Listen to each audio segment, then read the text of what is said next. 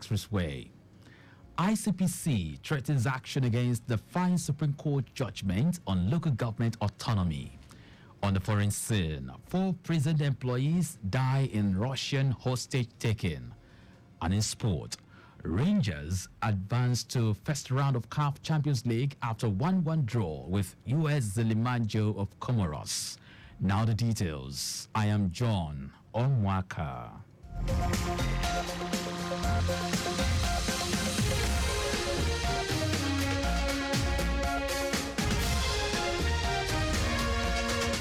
In continuation of the reconstruction work on Lagos-Badagry Expressway, the Lagos State government says traffic will be diverted in sections to minimize inconveniences for motorists from Monday, 26th August to Friday, 31st January 2025. The first section of the reconstruction work covering the stretch of Doba Junction, Badagry bound, on both toll lane and service lane will commence from Monday, 26th August to 30th September. Motorists going from Lagos during repair works on the toll lane will be diverted to the service lane at 100 meters to exit the service lane back to toll lane away from the Doba Junction to continue their journeys. Also, traffic inward Badagry from Lagos on the service lane will be diverted to the toll lane to the service lane 100 meters away from Doba Junction to reach the desired destinations, while traffic inward Badagry from Doba Road will be diverted to Fagbems Road, inwards Apple Junction to link Festac Road, after which they will head towards Alakija Road to access Lagos-Badagry Express Road to continue their journeys. Commissioner for Transportation, Oluwaseun Oshiemi, called for the understanding of motorists, stating that those coming from Badagry will have a through traffic inbound Lagos. Oshiemi added that notifications will be released for the other sections at the completion of the first section. The Lagos State Domestic and Sexual Violence Agency, DSVA, has taken sexual and gender-based violence advocacy to Iba, local council development area of the state.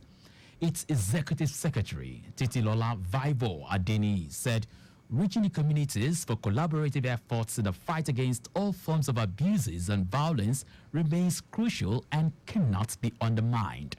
Community development officials who represented the executive secretary noted that the agency ensures that the state government's resolve to rid the state of SGBV menace remains unwavering.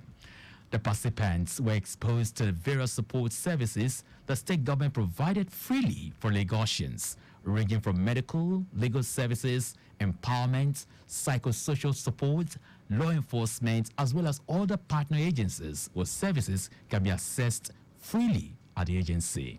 The committee leaders were encouraged to join the state government in the fight against SGBV by exposing perpetrators, bring them to justice, and create a safe society for all, as well as the need to report cases through official toll-free line 080-0033-3333. Lagos State Commissioner for Commerce, Cooperatives, Trade and Investment, Folashade Ambrose Mendebem, has commended the Chinese Consulate General, Lagos and Lekki Free Zone Development Company for initiating a new Information Communication Technology (ICT) Center for the Community Senior Secondary School, Akodo, Ibeju, Lekki, Lagos. Ambrose Mendebem gave the commendation at the groundbreaking ceremony of the new ICT Center. According to her, the project exemplified the commitment of Chinese government and enterprises to corporate social responsibility, making them socially responsible in their operations by providing positive social value.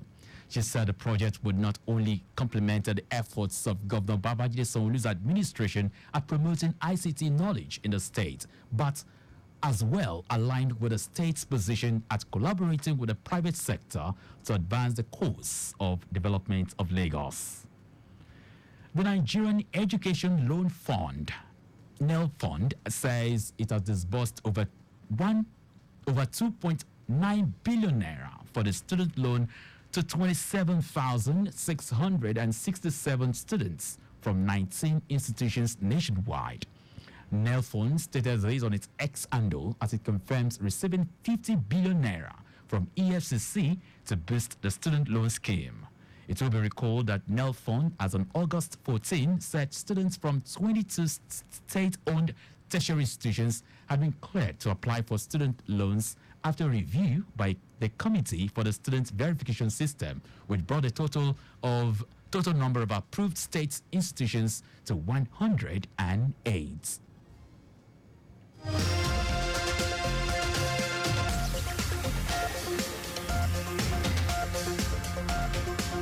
Now to the rest of the stories. The Independent Corrupt Practices and Other Related Offences Commission, ICPC, has warned that it would take action against any official or individual who defies the Supreme Court's ruling on local government autonomy. Its chairman, Musa Aliyu, in a statement by the ICPC spokesperson, Demola Bakari, stated that local government must be politically independent, noting that any state official who violates the Supreme Court decision will be held accountable for gross misconduct and abuse of office. The Supreme Court on July 11 affirmed that the financial autonomy of the local governments in Nigeria and rejected the stance of state government that sought to dissolve democratically elected local government councils. The acting Chief Justice of Nigeria, Kudirat Kekereekun, has vowed to increase Nigerians' trust in the judicial system. Kekereekun maintained that such a task would not be hers alone, but the collective duty of all Nigerians. She made these remarks at a swearing-in ceremony as the 23rd acting Chief Justice of Nigeria at the Council Chamber of the State House, Abuja. The acting Chief Justice also noted that administration will reform the appointment process for judicial officers, promising a better judiciary by the end of our tenure. Now to foreign news. 4 prison employees have been killed after prisoners staged a revolt in a Russian penal colony and took 8 hostages. Special forces stormed the IK-19 Surovikino facility in southwestern Volgograd region after knife-wielding prisoners who identified themselves as Islamic State militants claimed to have taken control of a sprawling complex. Authorities said the special forces operation had freed some hostages and neutralized all the attackers, but later confirmed that 4 prison employees died in the attack. Russian Rosvadia National Guard said snipers shot 4 attackers in the rescue operation. Now sports. Rangers have advanced to the first round of the CAF Champions League after being held to a 1-1 draw by US Zelimajo of Comoros at the Godswill Akpabio International Stadium, Uyo. The Nigerian champions won the preliminary round contest 2-1 on aggregate. The visitors frustrated Fidelis Ilechukwu's men for the majority of the keenly contested encounter. Rangers were awarded a penalty when substitute Ekesin Okorie was brought down inside the box in the 79th minute. Kedechukwu Agu Koli slaughtered the ball home to the excitement of the home fans, while US Zelimajo equalized 6 minutes later. The Flying Antelopes will now face the winner between St. Louis and Sangrada in the first round. And as our news at 9, down at road junctions, intersections, and pedestrian crossings. You can follow us and like all our various social media platforms. X at Traffic Radio 961. Facebook, Lagos Traffic Radio 96.1 FM. Instagram, Lagos Traffic Radio 961. Subscribe and watch our news and programs live on YouTube at Traffic Radio 961. You can also visit our website, www.trafficradio961.ng. Did you know that the Sanwo-Olu administration completed the Lekki Free Trade Zone jetty and offloading platform? You can get more details on the Lagos State Government website. To end the news, here are the highlights of the major stories.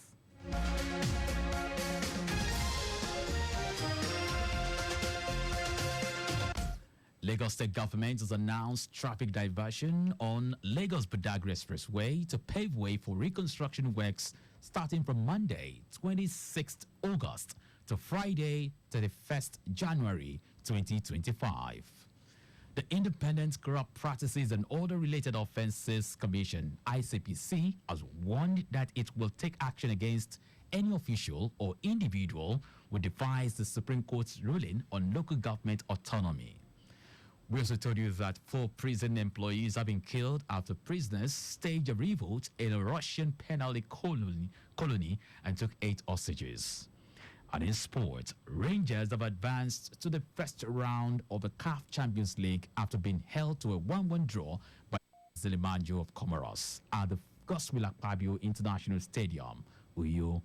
For contacts with the newsroom, send a message to info@trafficradio961.ng.